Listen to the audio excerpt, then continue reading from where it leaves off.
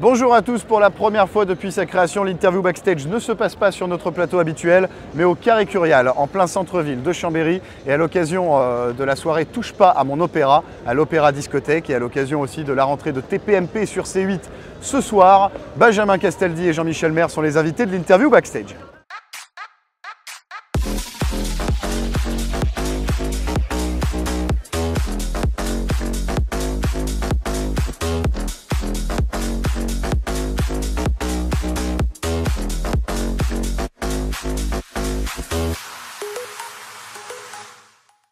Benjamin, Jean-Michel, nouvelle saison de TPMP qui démarre donc ce lundi, nouvelle formule. À quoi doit s'attendre le public de TPMP? Là-bas, je pense, ça marche très bien depuis 12 ans. Tu as commencé 12 ans. Ouais.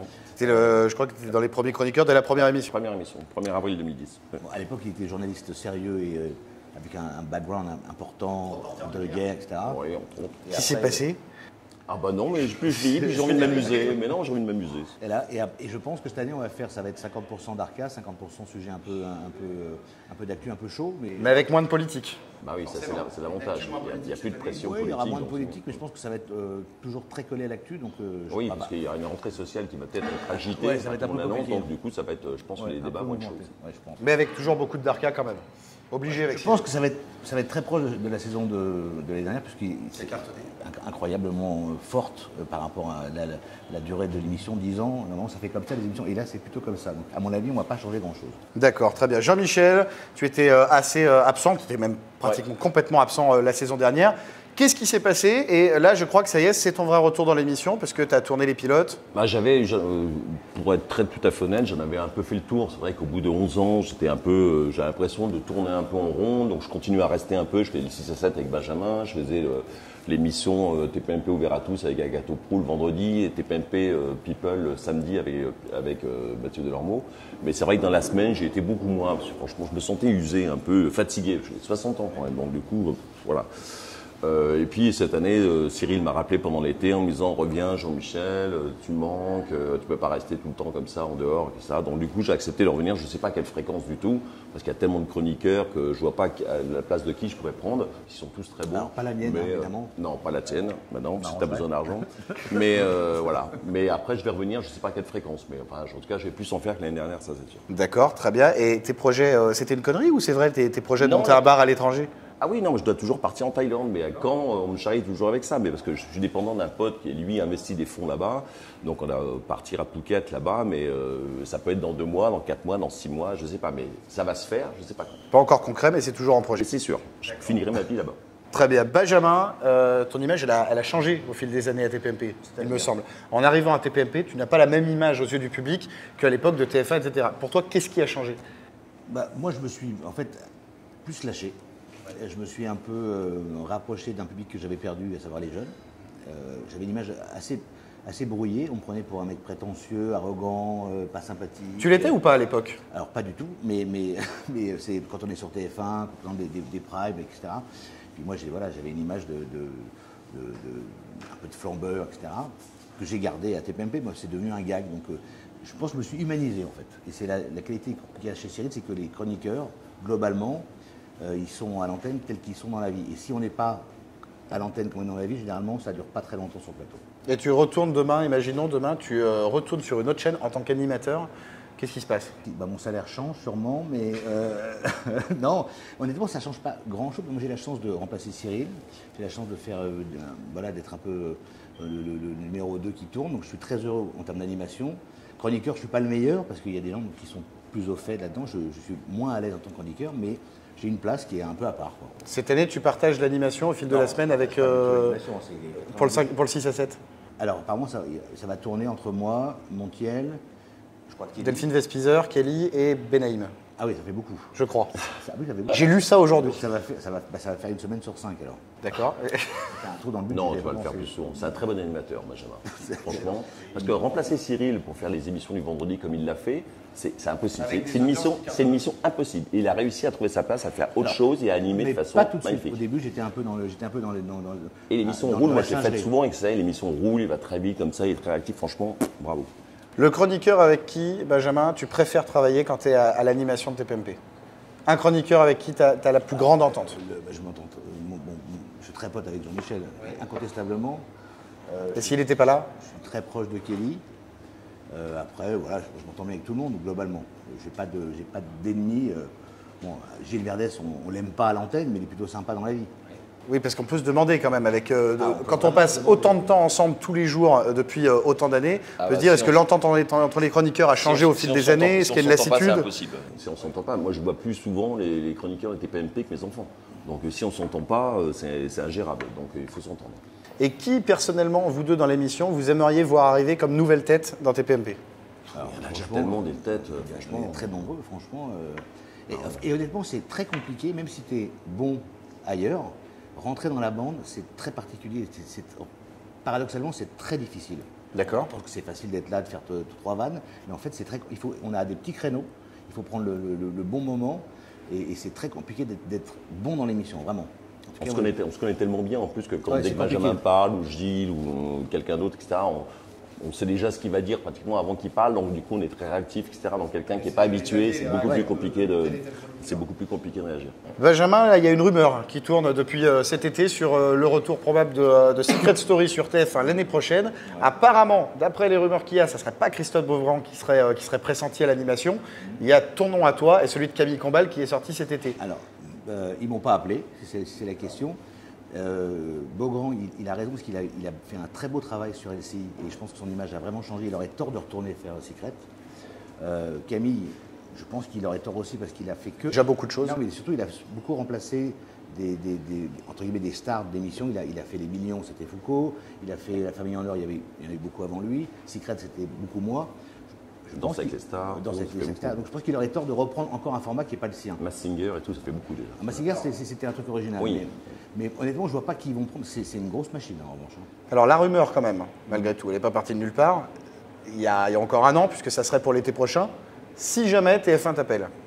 Alors, d'abord, je le saurais bien avant, parce que je vous rappelle que Secret Story est produit par Endemol, qui maintenant fait partie du groupe Banijé, dans lequel il y a Cyril. Donc je serais un peu informé normalement.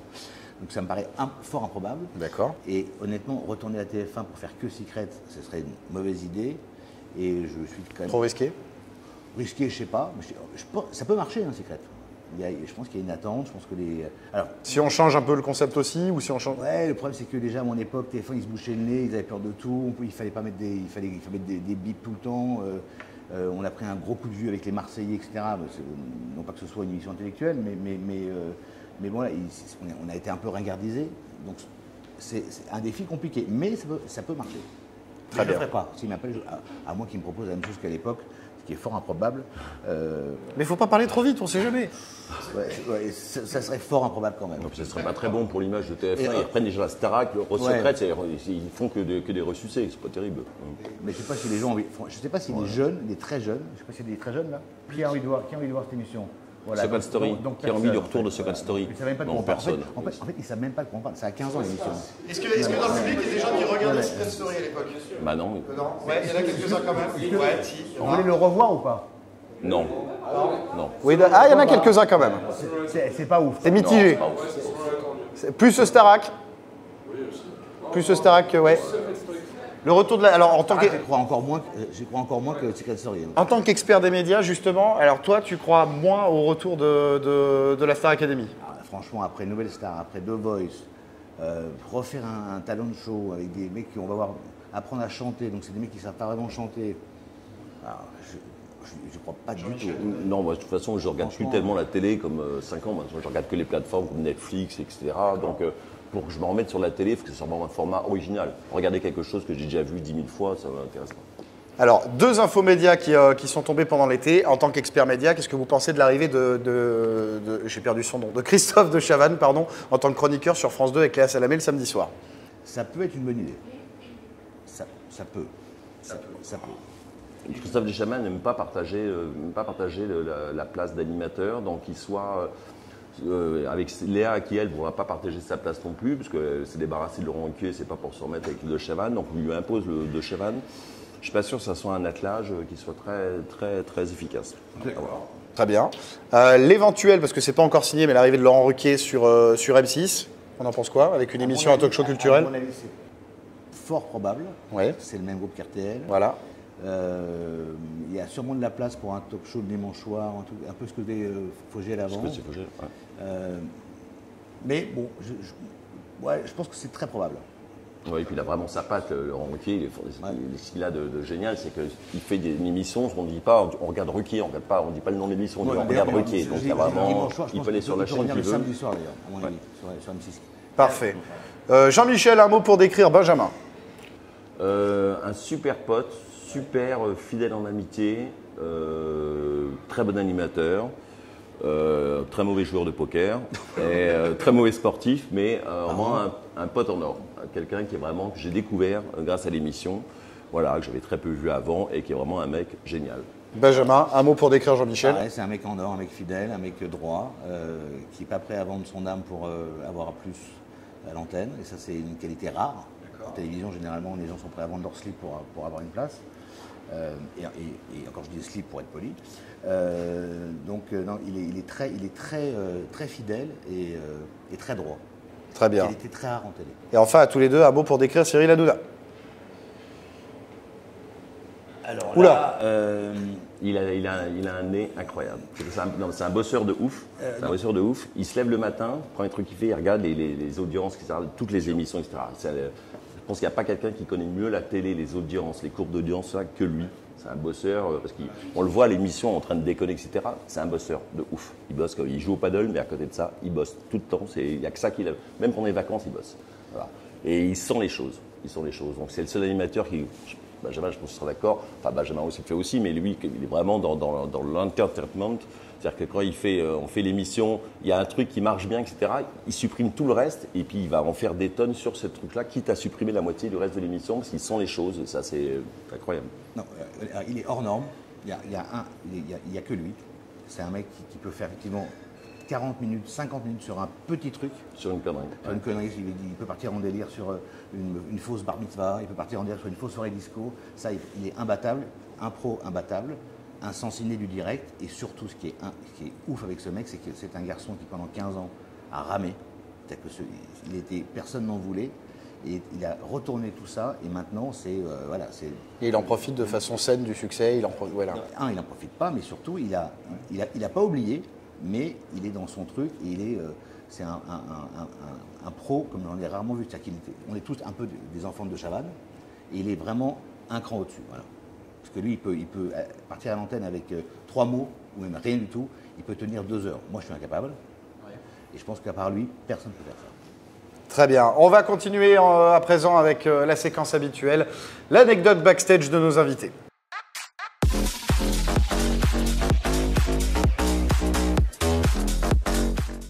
L'anecdote backstage de Jean-Michel et de Benjamin, racontez-nous tous les deux un moment qui vous a particulièrement marqué en coulisses d'une émission. Un moment qui me revient comme ça, c'était à 7-8 ans, il y avait Bertrand Chameroy qui était encore là. Et c'était juste avant l'émission, et Cyril était près des toilettes, il me fait un signe de venir le rejoindre. Je me demande un peu pourquoi. Il me fait rentrer dans les toilettes et il ferme la porte. Donc être enfermé dans les toilettes avec Cyril, bon, c'est pas très banal. Après, il baisse son pantalon, ça devient limite gênant. Et il me passe son téléphone et il avait piqué la tennis de Bertrand Chameroy et il me dit filme-moi, je vais yesh dans ses chaussures. Et donc j'ai attendu qu'il pousse comme ça pendant 5 minutes et il a fini par yesh, un bel étron assez gros comme ça, dans la chaussure de Chameroy, mais bien moulé, bien propre, etc. Et après, voilà. Et après, il a eu un peu l'air mort parce que le soir, il m'a bombardé de messages en me disant Jean-Michel, c'est une vraie connerie. Et efface la vidéo, si ça tombe entre des mains. Si, je l'ai effacé. Je lui ai envoyé et j'ai effacé la version que j'avais. Ouais. C'est pas mal, ça s'applaudit comme anecdote quand même. C'est pas mal. J'aime. L'anecdote backstage de Benjamin. Alors, honnêtement, là, ça pourrait être plus light, normalement. Après ça, tout ce qui m'est arrivé avant, honnêtement, je vois pas, il m'est rien arrivé de fou avant une émission. Honnêtement, sur un plateau, oui. Pendant la pub? Pendant la pub, non. Non, honnêtement, à part un mec qui est arrivé avec un nunchaku sur le plateau du loft, et je pensais que c'était un happening, et que c'était normal, et je pense qu'il était là pour faire le show. Ouais. Et en fait, j'entends attention, recule-toi, ce mec-là n'est pas prévu. Et donc là, j'ai commencé à flipper. Mais... il venait te casser la gueule en fait. Maintenant, il voulait faire un show, mais il aurait pu faire n'importe quoi. À part ça, et Afida Turner qui est arrivé dans l'hôtel Royal Monceau ivre morte et qui a tout vomi dans le hall. alors qu'on devait faire un direct avec elle. Ça, c'est pas mal. Mais vraiment, elle a repeint le haut du monceau, elle est arrivée comme ça. Et à part ça, non, c'est déjà pas mal. C'est déjà pas mal. On est sur du pipi caca et c'est pas mal. Et du caca et du vomi, bon, parfait. Pas mal.